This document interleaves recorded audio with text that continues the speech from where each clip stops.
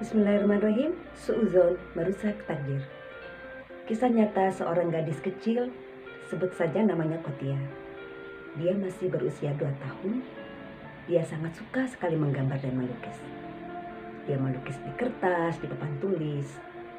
Seret, seret. Suatu hari dia masuk ke garasi dan di sana terparkir mobil ayahnya yang berwarna putih. Dia pun menemukan sebatang paku di bawah mobil ayahnya.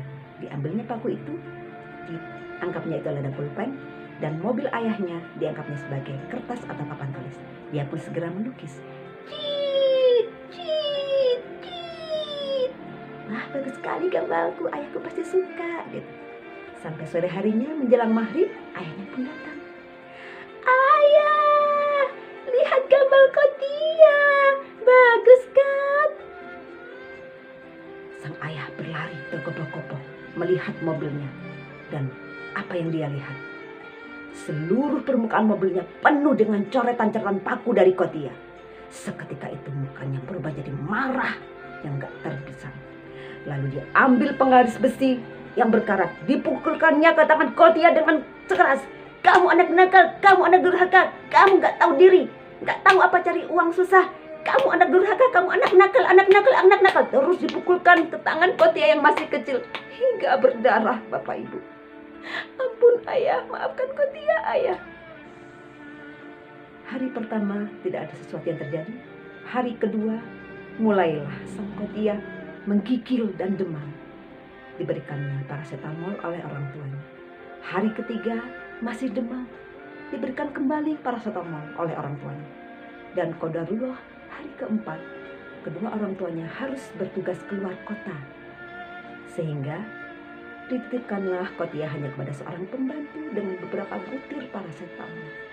Singkat cerita, di hari kesekian Kotia semakin memprihatinkan. Sehingga pembantu mengabari pada majikannya untuk segera pulang. Dan apa yang mereka dapatkan di rumah? Tangan Kotia dari jari hingga pundak sudah membiru. Segeralah ayahnya membawanya ke IGD. Dan apa kata dokter? Dokter hanya memberikan secari kertas berisi surat persetujuan orang tua untuk proses amputasi Kotia. Dokter, tolong dokter, apa nggak ada cara lain dokter untuk menyelamatkan nyawa anak saya? Mohon maaf Pak, hanya itu satu-satunya cara untuk menyelamatkan nyawa putri Bapak. Akhirnya ibu yang di belakangnya semakin mengerang-ngerang dan memukul pundak ayahnya. Ayah, kenapa ayah pukul Kotia dengan penggaris besi berkarat? Ayah, lihat sekarang ayah, anak kita Kotia seperti itu ayah, karena ayah. Kenapa kau tega lakukan itu ayah? Dia kan anak kita. Ayahnya pun hanya bisa menangis. Akhirnya operasi pun tak bisa dihindari. Dan keesokan harinya, saat menemani Kotia kembali ke kamar, Kotia pun kembali tersadar. Dan dia dapati tangannya sudah gak ada lagi, sahabat. Diganti berubah menjadi perban. Lalu dengan lugunya dia bertanya sama ayahnya, ayah, maafkan Kotia. Kotia janji gak akan mencolat-colet mobil ayah lagi. Tapi tolong ayah, kembalikan tangan Kotia. Kotia ingin melukis, Kotia ingin menggambar, Kotia ingin bersepeda, bermain bersama teman-teman. Bermain bersama teman-teman, ayah. Akhirnya tangis bersaut tangis. Sangat memilukan sekali. Mari kita tarik pelajaran dari kisah Kotia ini. Sebenarnya ini bukan sekedar hanya kisah Kotia. Bukan hanya sekedar kisah dari ayah Kotia. Tapi ini adalah kisah kita, sahabat. Kita seringkali berpikiran tidak positif terhadap takdir dan nasib yang kita terima dari Allah. Kita seringkali gak ridho. Kita masih bertanya, kenapa kau berikan nasib seperti ini ya Allah? Gitu. Astagfirullahaladzim. Mari kita muhasabah, sahabat, bahwa sejatinya pikiran negatif kita lah yang telah membuat takdir kita menjadi tidak baik. Siapa yang mengamputasi tangan Kotia? Bukan pisau bedah, bukan penggaris besi, tapi pikiran negatif dari ayahnya lah yang membuat Kotia tangannya harus diamputasi. Karena itu sahabat, ada satu cara yang paling mudah. untuk bisa memperindah masa depan. Mulai saat ini, yuk kita berpikir positif, karena dengan satu pikiran positif akan menciptakan hal-hal nasib, dan takdir Allah yang memang sudahlah sangat sempurna untuk kita semua.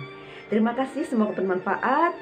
Seharusnya kita terus belajar dan terus mensiarkan ilmu makna rezeki ini, karena ketika Ayah Khotia sudah belajar ilmu ini, bisa jadi responnya akan berubah. Kita bisa bayangkan, ayah, lihat gambar Khotia bagus kan ayah? Beliau akan merespon dengan apa? Wow, keren banget, itu bagus sekali, pintarnya anak ayah. Lain kali kalau ingin gambar, bilang sama ayah, ini nanti kita beli ya buku gambar yang tebal, biar kamu puas untuk menggambar sesukamu. Siap ayah. Apakah tangan Khotia selamat? Pasti selamat. Apakah mobil ayahnya juga bisa diselesaikan? Bisa. Membersihkan mobil cukup dengan dibawa ke bengkel, mungkin sekitar 5 jutaan. Tapi yang lebih penting adalah tangan Khotia selamat, keluarga semakin bahagia, dan semua pun semakin bersyukur dan makin bahagia karena berpikir positif. Yuk ubah nasib kita semudah berpikir positif. Salam satu sama terhubung. Saya Sulfi Makrezi. Assalamualaikum warahmatullahi wabarakatuh.